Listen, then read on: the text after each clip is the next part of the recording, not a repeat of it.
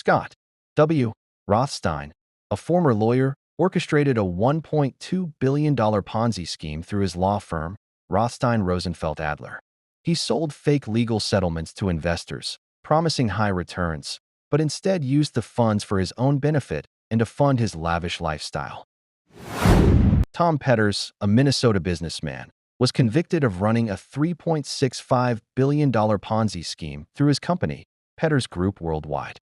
He used fake purchase orders to secure loans from investors, promising high returns, but instead used the funds for his own benefit and to fund other business ventures.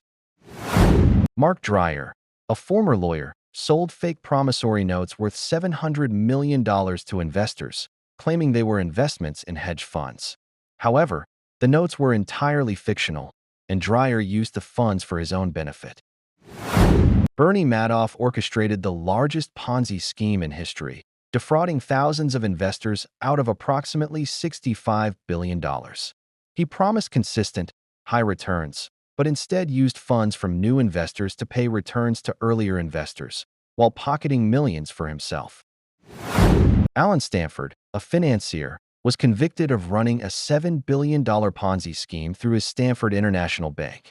He sold fraudulent certificates of deposit, CDs, to investors, promising high returns, but instead used the funds for his own lavish lifestyle and to fund other business ventures. Charles Ponzi was an Italian immigrant who devised the infamous Ponzi scheme. He promised investors high returns on investments in international reply coupons, but instead used funds from new investors to pay returns to earlier investors, earning himself a significant profit.